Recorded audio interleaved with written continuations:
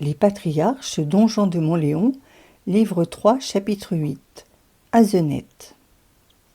Pour couronner la série de ses bienfaits envers Joseph, le pharaon lui donna comme épouse Aseneth, fille de Putiphar, grand prêtre d'Héliopolis. Ce Putiphar est-il le même personnage que celui que nous connaissons déjà et qui avait été le maître de Joseph ?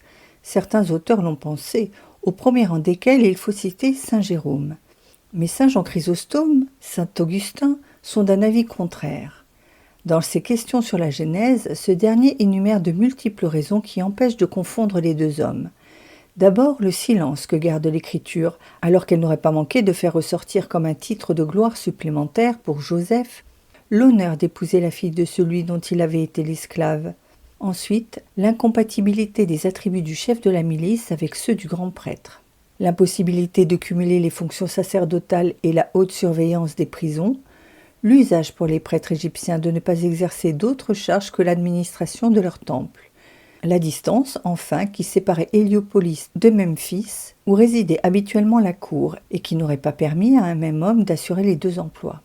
La plupart des auteurs ont suivi l'opinion de saint Augustin, et le texte hébreu la renforce encore, en n'écrivant pas de la même manière les noms des deux hommes. Le premier se lit Potiphar et le second Potiphorin.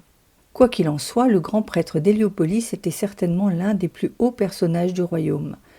À l'époque où nous sommes, écrit M. Filion, Héliopolis, ville du soleil, avec son temple de Ra, ou du soleil, qui chaque matin se lève à l'Orient pour parcourir sur sa barque l'océan céleste et se couche le soir à l'Occident, est le centre le plus célèbre de l'Égypte, comme il en est le plus ancien. Les rois de la 5e dynastie se glorifiaient déjà de tenir leur origine de Ra. Le premier d'entre eux, Ouserkarf, aurait commencé par être grand prêtre d'Héliopolis. Ce n'est pas seulement son dieu qui rendit cette ville illustre, mais c'est aussi son collège de prêtres, réputé dès l'origine pour la profondeur de sa science et à qui l'on doit, au moins comme inspiration, la plus grande partie de la littérature religieuse d'Égypte. À l'époque d'Hérodote, ces hommes étaient toujours regardés comme les plus savants d'entre les prêtres égyptiens. Bientôt, Platon, Eudoxe et d'autres viendront leur demander le dernier mot de la sagesse. Par le fait donc de son titre de prêtre et probablement de grand prêtre d'Héliopolis, Putiphar avait rang parmi les courtisans les plus rapprochés du trône. Sa fille pouvait aspirer à la main des plus grands, même à une main royale. La légende s'est emparée de cette histoire. Un écrit apocryphe très ancien, cité par saint Jérôme et Vincent de Beauvais, nous présente Aseneth comme une jeune fille très pure et très belle, mais fière et présomptueuse. Elle dédaignait tous les hommes et prétendait n'accepter pour époux que le propre fils du pharaon. Il y avait dans la maison de son père une haute tour, et au sommet de cette tour un appartement de 10 chambres, orné de la manière la plus somptueuse. C'est là qu'elle vivait au milieu de ses richesses, des statues de ses idoles, servies par 7 jeunes filles de son âge, nées la même nuit qu'elle et belles comme des étoiles. Lorsque son père lui parla d'un projet de mariage avec Joseph, dont le nom était alors dans toutes les bouches, elle s'indigna. Elle épousait un Cananéen, un étranger, un fils de pâtre, un ancien esclave, un homme qui avait voulu séduire la femme de son maître, qui avait passé des années en prison et qui en était sorti pour avoir deviné un songe comme font les vieilles femmes. Non, jamais elle n'accepterait d'autre main que celle du fils du roi. Cependant, un beau matin, on annonça l'arrivée de Joseph. La jeune fille se hâta de remonter au sommet de sa tour pour esquiver l'entrevue. Mais la curiosité l'emportant, elle jeta un coup d'œil par la fenêtre pour voir ce prétendant dont elle ne voulait à aucun prix. À peine l'eut-elle aperçu qu'elle fut comme terrassée par sa beauté et par la noblesse qui émanait de toute sa personne. Ses genoux se dérobèrent sous elle et elle dit en gémissant « Malheur à moi, je suis une insensée d'avoir méprisé cet homme.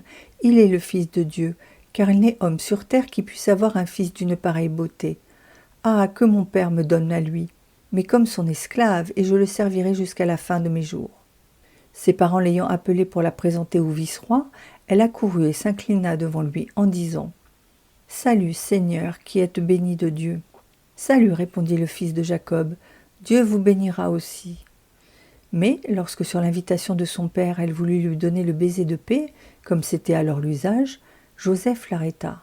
« L'homme dont la bouche bénit le Dieu vivant, dit-il, ne saurait donner le baiser de paix à la femme étrangère dont la bouche bénit des idoles inanimées et sourdes. » Devant cet accueil sévère, Aseneth fondit en larmes.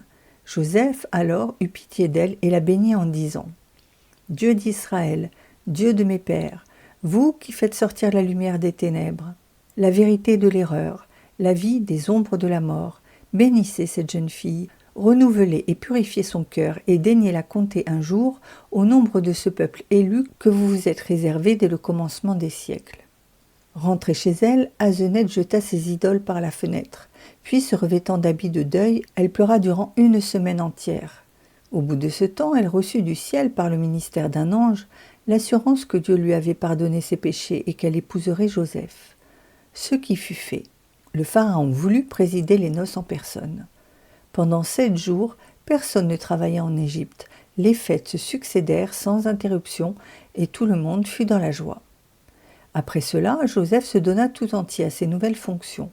Il commença par faire le tour de l'Égypte pour se rendre compte par lui-même de la situation des diverses provinces. Ce fut un voyage triomphal. Joseph, dit le document cité plus haut, le fit en grand apparat, sur le char que lui avait donné le roi, et que tiraient 4 chevaux aussi blancs que la neige. Il était revêtu des insignes que lui avait conférés le pharaon. C'est alors sans doute que se réalisa ce que dit un peu plus loin l'auteur sacré. Les jeunes filles, laissant là toutes leurs préoccupations et trompant toute surveillance, couraient sur les murs. Genèse 49, 22. Pour voir passer cet homme d'une fortune si extraordinaire et d'une si éclatante beauté. Cependant, les événements se déroulaient comme le jeune devin les avait prédits.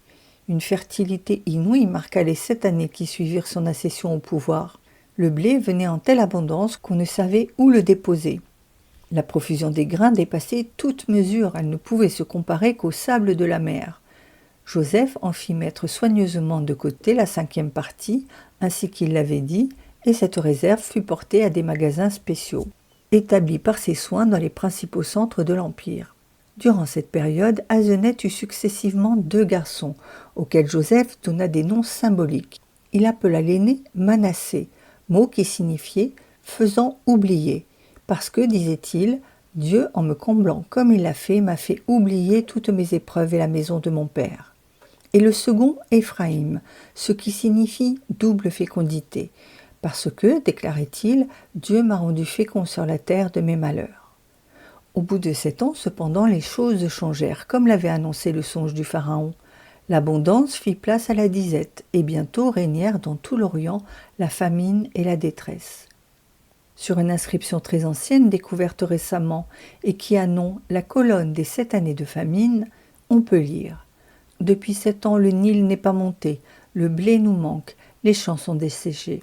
On n'ensevelit plus les morts, l'enfant pleure, l'adolescent languit, le vieillard désespère.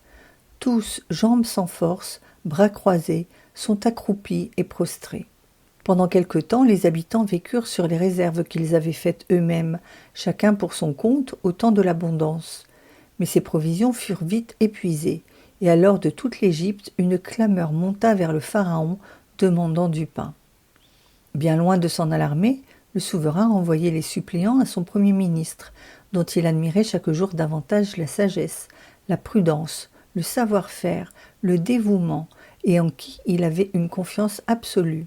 « Allez à Joseph, disait-il, et faites tout ce qu'il vous dira. » Le vice-roi, cependant, se multipliait pour faire face à la situation. Il avait ouvert les greniers de réserve établis par ses soins, et il surveillait lui-même de près la distribution du blé qui y était entassé. Il le vendait aux Égyptiens lorsqu'ils étaient en état de le payer, mais il s'occupait aussi d'assurer le nécessaire aux indigents, aux vieillards, aux veuves, aux orphelins, et il s'employait avec une charité intelligente à soulager toutes les détresses. Sa sollicitude s'étendait même aux gens des pays voisins, qui accouraient vers l'Égypte, et il ne leur refusait pas le ravitaillement convenable.